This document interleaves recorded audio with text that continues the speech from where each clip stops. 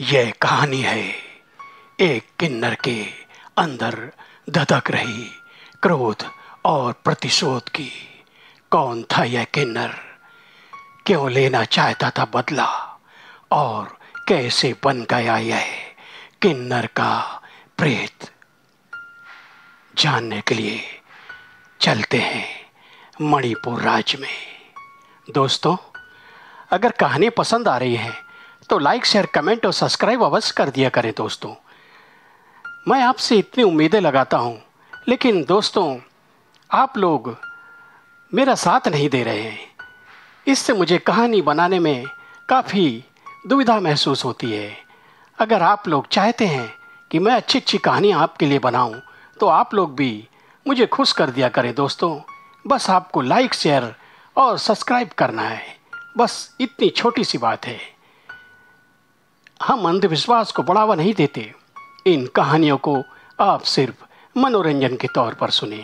किसी पात्र या घटना स्थल का मेल खाना एक संयोग मात्र ही है। बच्चे इन कहानियों को ना सुने। आज की कहानी है किन्नर का प्रेत। राज्य मणिपुर। चौधरी भानु प्रताप अपनी पत्नी चौधराइन नीता के साथ रहा करते थे। उनका एक बेटा था, तारा। काफी समय से यह लोग औलाद के लिए तरस रहे थे। काफी मंदिर और दरगाहों पे माथा टेकने के बाद उन्हें एक पुत्र की प्राप्ति हुई। काफी सुंदर पुत्र था यह। इसे देखते थे तो सभी लोग खुशियां से भर जाया करते थे। और एक दिन जब इसका नामकरण संस्कार होना था, तो उनके पुरोहित ने इसकी कुंडली देखी तो उनका चेहरा उतर गया। यह देखकर चौधरी भानु प्रताप ने उनसे कहा, क्या बात है पुरोहित जी, आपका चेहरा क्यों उतर गया? मेरे पुत्र की कुंडली क्या वह कहती है? तभी पुरोहित जी ने कहा, जजमान, आपका पुत्र मूल नक्षत्र में पैदा हुआ है। मूल नक्षत्र? यह क्या होता है? यह एक ऐसा ग्रह है जिसमें औलाद को और जो भी बच्चे जन्म लेते हैं उन्हें काफी कष्टों का सामना करना पड़ता है, और ऐसे कष्ट उनके माता पिता या परिवार वालों को भी झेलना पड़ते हैं। आप कहना क्या चाहते हैं? चौधरी भानु प्रताप ने कहा, मैं ये कहना चाहता हूँ, अगर आप अपने पुत्र की और अपने परिवार की और इस गांव की भलाई चाहते हैं, तो तुरंत अपने पुत्र को इस राज्य से कहीं दूर, या मैं तो ये कहता हूँ इस देश में ही ना रहने दें, कहीं और भिजवा दें, तकरीबन 20 वर्षों के लिए। इतना सुनते ही चौधराइन को पसीना आ गया। वह रो पड़ी। ये आप क्या कह रहे हैं पुरोहित जी?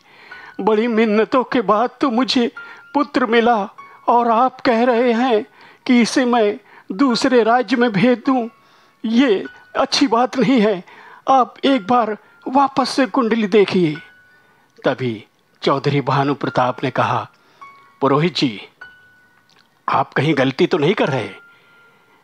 तब पुरोहित ने कहा, जजमान, वर्षों से हमारे पूर्वज यही कार्य किया करते हैं। ज्योतिषाचार्य और जितनी भी कुंडलियां हैं आसपास के राज्यों की, हमारे लोग ही देखा करते हैं। आज तक हमारे पूर्वजों ने जो भी भविष्यवाणियां की वह सब सच ठहरी हैं। तो भला मैं आपके सामने यह गुस्ताखी कैसे कर सकता हूं?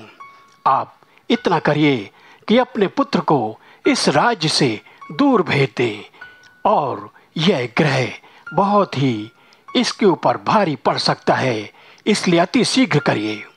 और पुरोहित जी ने अपनी पोथी पत्री उठाई और वहां से चलते बने।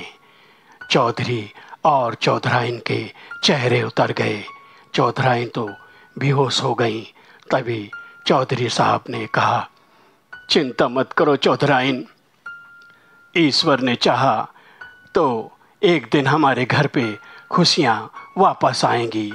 अपने पुत्र को जीवित देखना ही हर माता पिता की इच्छा रहती है, अपने छाती पर पत्थर रख लो कुछ वर्षों के लिए।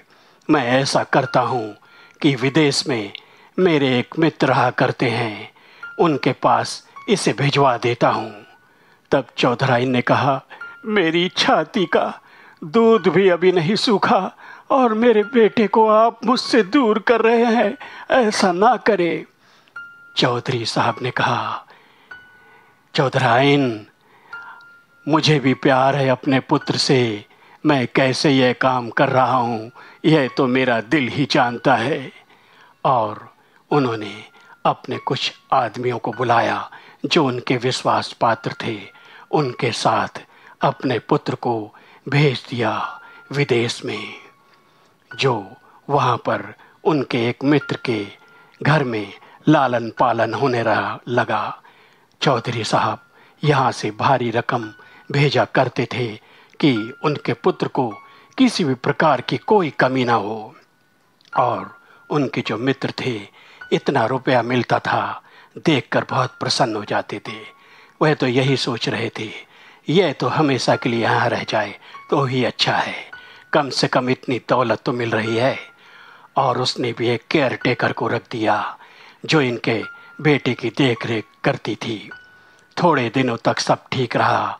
जैसे जैसे उम्र बढ़ती रही, 1 साल, 2 साल, 3 साल और तकरीबन 19 वर्ष हो गए। केयर टेकर इनकी देख रेख किया करती थी। एक दिन केयर टेकर ने कहा, आप इन्हें पढ़ाई लिखाई के लिए नहीं भेज रहे हैं? तब उनके मित्र ने कहा, अरे क्या ज़रूरत है, ये ठाकुर का बेटा है, क्या करेगा, इन लोग के घर पे बहुत दौलत है और पढ़ाई लिखाई करके ये करेगा भी क्या। अरे बस थोड़े दिनों में ठाकुर साहब इसे यहाँ से ले जाएंगे, उसके बाद तो जो होगा देखा जाएगा। मैं तो चाहता हूँ कि यह हमेशा ही ऐसा रहे। और उसके इन बातों से केयर टेकर मन महसूस के रह जाती। वह यही सोचा करती थी, देखो इतना पैसा इन्हें मिलता है, लेकिन मुझे बस थोड़ा सा दे देते हैं, इतने में ही वह तसल्ली कर लेती थी। लेकिन एक दिन उनका जो बेटा था बुरी संगतों में पड़ गया। वह जगह जगह भटका करता था, नाइट क्लबों में जाया करता था। उसने गंदे गंदे मित्र बना लिए थे और अय्याशी करने लगा। वहाँ की विदेशी लड़कियों के साथ में पैसे की कोई कमी नहीं थी।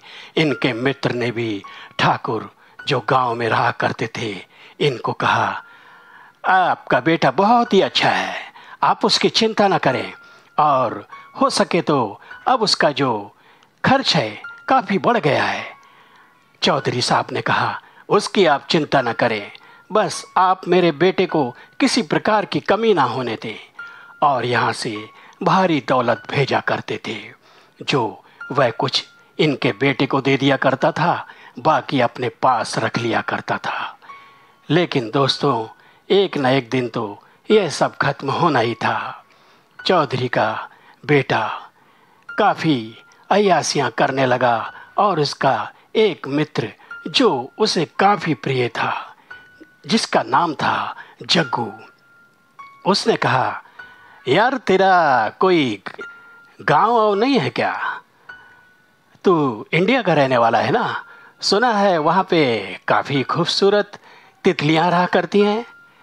तब चौधरी के बेटे ने कहा, हाँ हाँ, बहुत ही सुंदर, मैं तो बचपन से वहाँ कभी गया ही नहीं, और मैं यहाँ तक तो अपने माता पिता को भी नहीं पहचानता। हाँ, इतना जानता हूँ कि वे बहुत अमीर हैं और वहाँ के चौधरी हुआ करते हैं। उनका बेटा तारा था, बस इतना ही जानता था। तब जग्गू ने कहा, यार चलना इंडिया, वह सुनते हैं एक फेस्टिवल आने वाला है जिसको होली बोलते हैं, चलना तेरे गांव में देखेंगे। तब बेटा चौधरी का तारा, जिसका नाम था, अपने दोस्त को लेकर चल दिया इंडिया। और यहाँ इनके मित्र ने खबर दी, हेलो चौधरी साहब, आपका बेटा जिद कर रहा था, मैंने बहुत रोका, लेकिन वह नहीं माना और अपने एक दोस्त के साथ में इंडिया पहुंच रहा है। अभी की आज की फ्लाइट से वह निकल चुका है, आप देख लीजिएगा। तभी चौधरी साहब पहले तो बहुत ही प्रसन्न हुए, उसके बाद मन ही मन घबरा गए। अरे ये क्या, अभी तो 2 साल और बाकी थे, यह कैसे आ रहा है।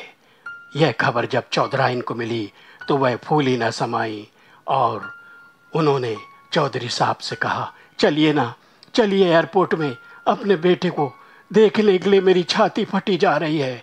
चौधरी साहब ने कहा, अरे चौधराइन, ये नहीं सोच रही कि अभी 18 साल हुए हैं, 2 साल और बाकी है उस ग्रह को दूर होने में। मगर चौधराइन कहाँ सुनने वाली थी। उसने कहा, अरे एक माँ से पूछिए, यह 18 वर्ष मैंने कैसे बिताए हैं। आप तो बाप है ना, आप क्या जानेंगे। चलिए, मेरे बेटे को देखने के लिए मेरी आंखें तरस रही हैं। और चौधरी साहब ना चाहते हुए भी चौधराइन को लेके एयरपोर्ट पहुंच गए। वहां उनके बेटे ने फोटो के जरिए उन्हें पहचान लिया और हाथ दिखाया। चौधरी साहब ने भी उसे फोटो के जरिए पहचान लिया जो उनके मित्र ने भेजी थी, और वह हमेशा उनकी फोटो भेजा करता था। उसने जब दूर से देखा, ट्रॉली लेके बाहर निकलते, hello dad, hello hello, how are you, how are you. Chaudhary साहब अचकचा गए, अरे ये कौन है, ये कहीं मेरा बेटा। तब उन्होंने अपनी फोटो देखी, अरे हाँ चौधराइन, देखो वह हमारा बेटा है। अरे इतना लंबा चौड़ा, कितना खूबसूरत है, और ये उसके साथ कौन है। चौधराइन तो रो रो के उनका बुरा हाल था। वह सोच रही थी कब उनका बेटा करीब आए और उसे छाती से लिपटा ले। तभी उनका पुत्र तारा करीब आ गया और वह लिपट गया। हेलो डैड, हेलो, कैसे आप, हेलो मदर। और उसने अपनी माँ को गले लगा लिया। दोनों फूट फूट के रोने लगे। उनके बेटे ने कहा, डोंट वरी, डोंट वरी, बाकी का प्यार अपनी हवेली में चल के कर लेना मॉम। ये देखो मेरा दोस्त है, इसे भी लेके आया हूँ इंडिया घुमाने के लिए। बहुत जिद कर रहा था कि यहाँ का वो जो फेस्टिवल है ना, होली, वो देखेंगे। और वे लोग खुशी खुशी अपनी हवेली में आ गए। उनकी खुशियाँ देखकर चारों तरफ गांव वाले दूर दूर से आ रहे थे। एक बहुत मेले जैसा माहौल बन गया था और उन्होंने उसकी प्रसन्नता के लिए हवेली में एक समारोह रचा, जिसके लिए दूर दूर से नर्तक और नर्तकी और दूर दूर से साजिंदे आ रहे थे। और चौधरी साहब अपनी दौलत की तिजोरियां खोल दी, चारों तरफ लोगों को दान दक्षिणा दे रहे थे। मगर राजपुरोहित जब आए, उन्होंने कहा, चौधरी साहब, यह आपने ठीक नहीं किया। मैंने आपसे कहा था ना, कम से कम 20 वर्ष तो इस गांव या इस हवेली में मत बुलाइए। लेकिन चौधरी साहब ने कहा, मैं क्या कर सकता हूँ पुरोहित जी, बस अब तो जो होना है हो जाए। चौधराइन जो इसकी माँ है, इसके आगे मैं विवश था, और यह वहाँ से चल दिया, तब मुझे पता चला मैं क्या कर सकता था। तभी पुरोहित ने कहा, मैं जिस अनहोनी को देख रहा हूँ, आप वह नहीं देख सकते। और इतना कहते ही पुरोहित जी उल्टे पैर वहाँ से चल दिए। दोस्तों, जब हवेली में समारोह हो रहा था, नाच गाना, शराब और चारों तरफ हो हल्ला मच रहा था, सभी खुशियां मना रहे थे इनके बेटे के लौटने की। और इनका बेटा भी शराब की मज़े ले रहा था, इनका मित्र भी नर्तकियों के साथ नाच रहा था। तभी वहाँ एक किन्नरों की टोली आ गई और तालियां बजा बजा के वहाँ पे नृत्य करने लगे। उन्होंने कहा, चौधरी साहब बधाई हो, बेटा आया है ना, बहुत बहुत बहुत बधाई हो चौधराइन, अब तो मुँह मांगी पैसे लूँगी। हाँ, तब उन्होंने उनकी झोलियाँ भर दी। उनके साथ में एक ऐसा किन्नर था जो काफ़ी खूबसूरत था, जिसका नाम था रूपा। उसे देखकर इनके बेटे तारा की और उसके दोस्त की लार टपकने लगी। Very good. अरे ये लड़की है क्या? तब इनके बेटे तारा ने कहा, अरे नहीं यार, ये तो किन्नर है, किन्नर, तू समझता है ना, अरे अपने वहाँ पर विदेश में भी हुआ करते हैं ना। अरे इतना सुंदर इंडियन किन्नर, अरे आज की रात मिल जाए तो। इनके बेटे तारा ने कहा, अरे तू भी यार, बस यहाँ कुछ कम परियां है क्या? अरे दोस्त, कभी कभी कुछ और भी खा लेना चाहिए। एक सी चीज खा खा के ऊब चुका हूँ मैं। बस मेरा इतना काम कर, किस तरह आज इसको यहाँ पर रोक ले। उनके बेटे तारा ने कहा, डोंट वरी यार, तेरी इतनी इच्छा पूरी मैं कर दूंगा, और ये कौन सी बड़ी बात है। अभी देख, थोड़ी देर में यह फेस्टिवल समाप्त होगा ना, फिर मैं इसको रोकता हूँ। और थोड़ी देर में सभी लोग लौटने लगे, मेहमान भी जा चुके थे, किन्नर अपनी टोली के साथ लौटने लगे। तभी पुरोहित के बताए अनुसार जो ग्रह शुरू होने वाला था, उसने अपना काम शुरू कर दिया। बेटा तारा, जो चौधरी का प्रिय पुत्र था, उसने एक ऐसी हरकत की जिसे सुनकर आसपास जाते हुए जो मेहमान थे वे लज्जित हो गए। क्या किया था इन्होंने? इनके बेटे तारा ने किन्नर का हाथ पकड़ लिया। रूपा किन्नर हड़बड़ा गया, ये आप क्या कर रहे हैं? अरे आपको ये शोभा नहीं देता, इतने बड़े आप लोग हैं और छोटी मोटी हरकत कर रहे हैं। चौधरी भानु प्रताप ने भी कहा, बेटे तारा, अरे छोड़ दो इनको, तू समझता नहीं है क्या? अरे विदेश में रह के यही सीखा है क्या? लोगों की इज्जत किया कर, यह किन्नर हैं, इनसे भला तुझे क्या काम? लेकिन वह नशे में धुत था और उनका बेटा भी नशे में धुत था पूरी तरह से। उसने कहा, अरे डैड, आप बीच में मत आइए। और दूसरे किन्नरों की टोली से उसने कहा, तुम लोग चले जाओ, बस यह रूपा को यहाँ छोड़ दो।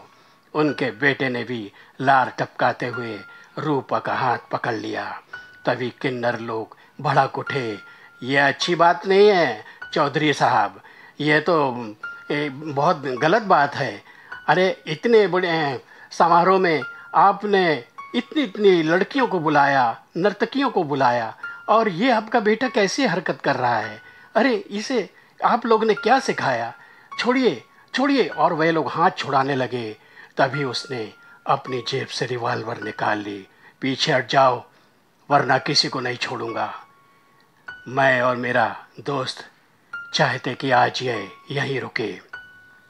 तब रूपा किन्नर ने कहा, अपने पैसों की जो गर्मी है ना, अपने पास ही रखना, ये हमारी इच्छा है, हम किसके साथ सोए या किसके साथ ना सोए।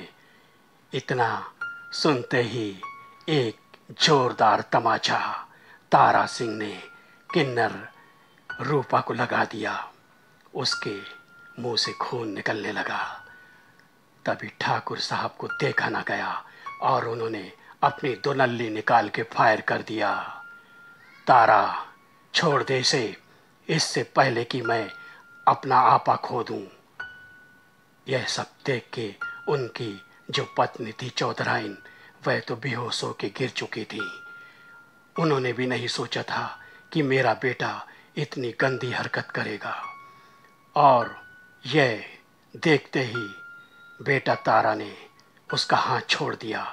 किन्नर की टोलियां वहाँ से कोसते हुए निकल चुकी थीं। इनके बेटे ने और इनके दोस्त ने कहा, यार सॉरी, ये मेरे पिताजी ने सब काम खराब कर दिया, वरना इन लोग की क्या औकात है।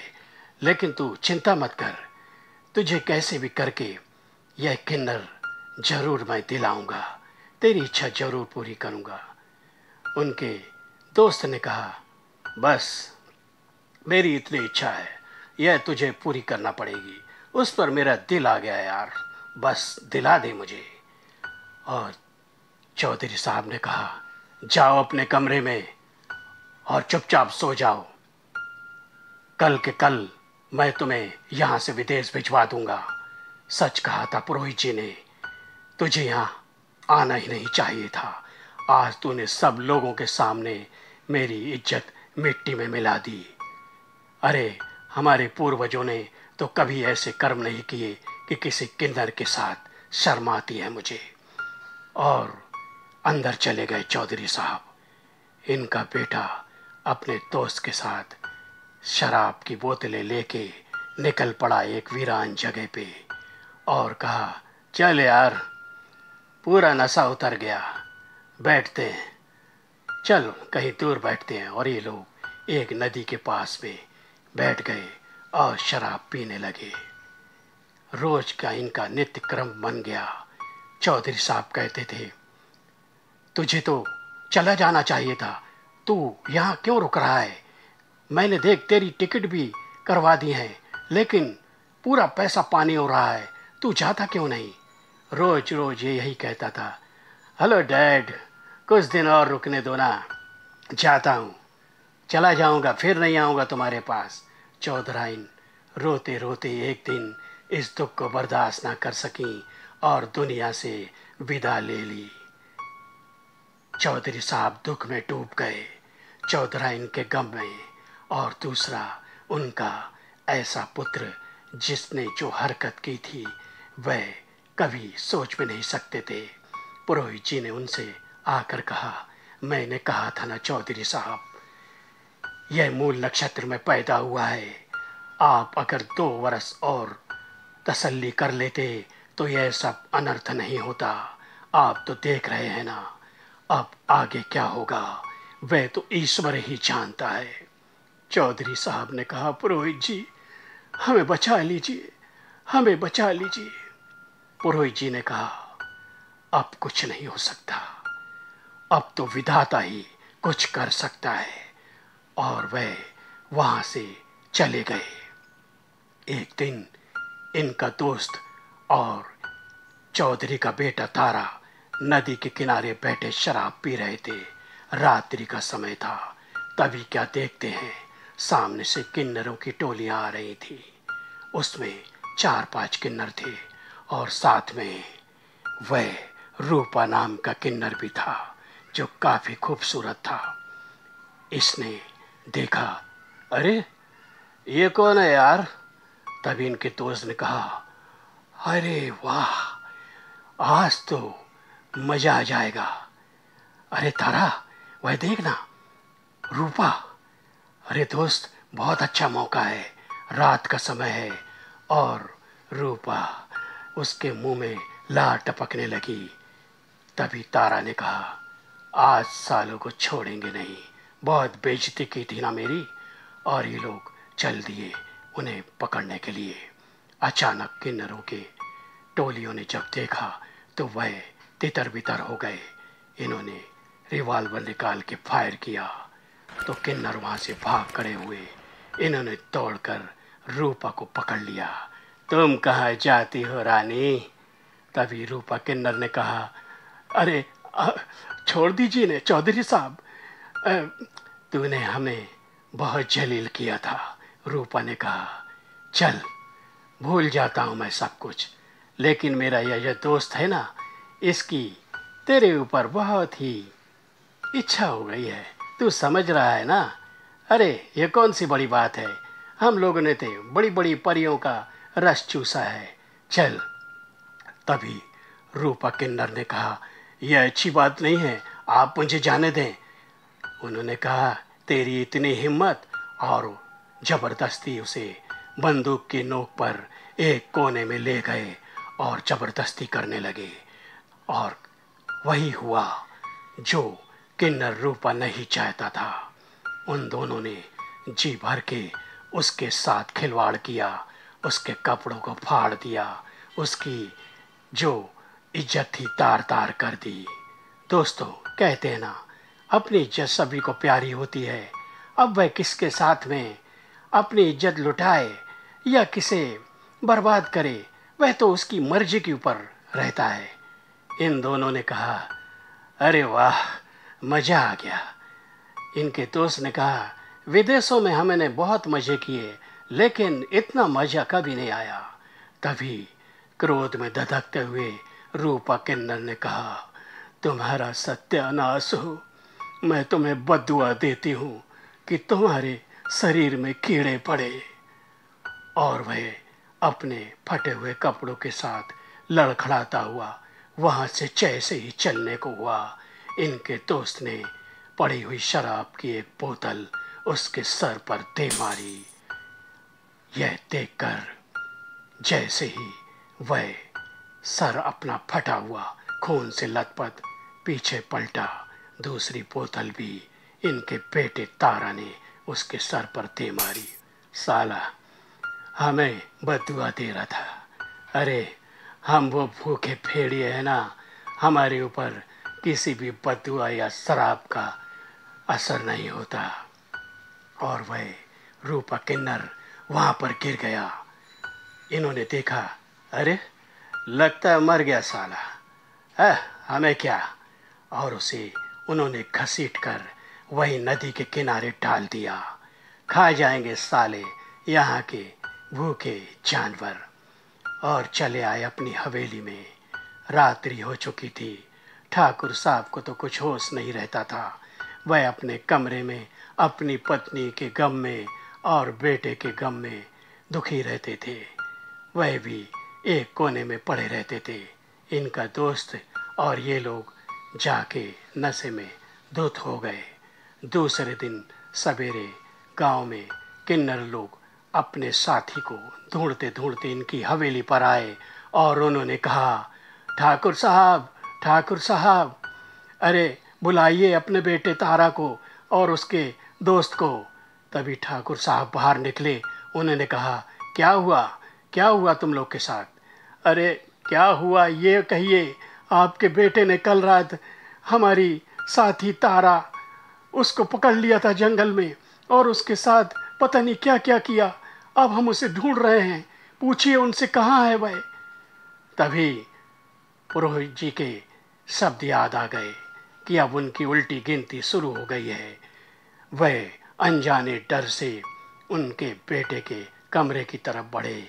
वह नशे की हालत में धुत थे, अस्त व्यस्त कपड़े थे।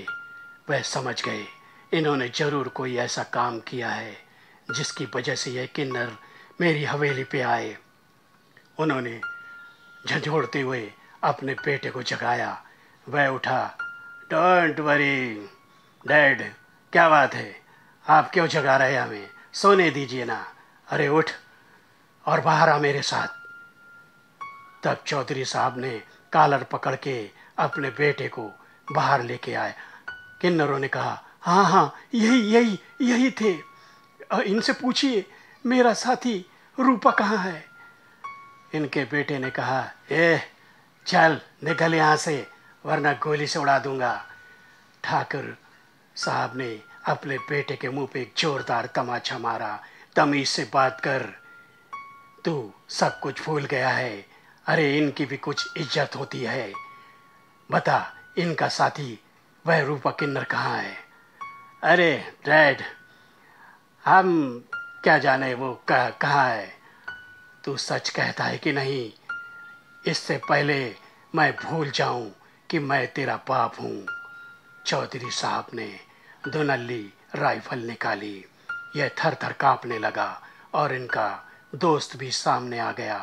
और चौधरी साहब ने कहा, मैं 2 गिनती गिनूंगा, अगर तुम लोगों ने नहीं बताया तो मैं फायर कर दूंगा।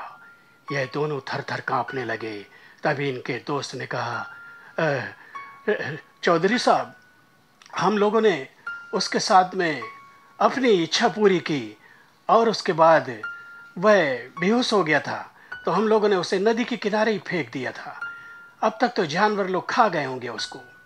इतना सुनते ही किन्नर लोग चीख चीख के रोने लगे और बद्दुआ देते हुए दौड़ पड़े नदी की तरफ। वहां छत पे छत किन्नर रूपा की लाश को देखकर वह लोग छाती पीटने लगे और बद्दुआएं देने लगे। अपने साथी की लाश को उठा के अपने अनुसार उन्होंने उसका क्रियाक्रम तो कर दिया, मगर कुछ ही दिनों बाद वह काली अंधियारी रात आई। उस रात में किन्नर की आत्मा, किन्नर का प्रेत जाग उठा।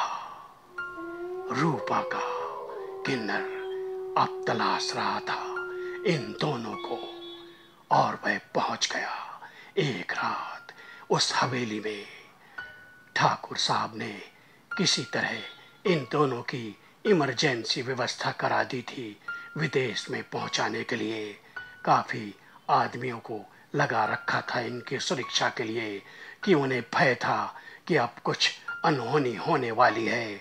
पुरोहित जी ने कहा, अगर आज की रात टल गई तो समझ जाओ आपके बेटे बच जाएंगे, और आज की रात अगर नहीं टली तो समझ जाना कि आपका बेटा और यह विदेशी इसका दोस्त यहाँ से जीवित नहीं जाएंगे।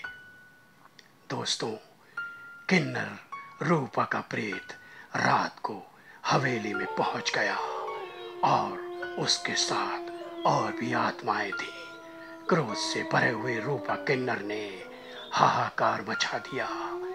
इन दोनों के साथ ऐसा उसने हाल किया, इनके जो अंग थे जिससे उन्होंने खिलवाड़ किया था उन्हें नोच डाला, और इनकी छत बिछत लाश को ले जाकर जंगल में फेंक दिया।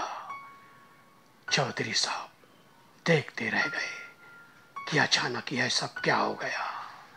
दूसरे दिन सभी गांव वालों को पता चला कि किन्नर के प्रेत ने, रूपा किन्नर ने अपना प्रतिशोध ले लिया। सभी लोग मन ही मन कह रहे थे, अरे किसी बेगुनाह के साथ ऐसा करेंगे तो यही हाल होगा। भला क्या पड़ी थी इन्हें उस किन्नर के साथ ऐसा करने की।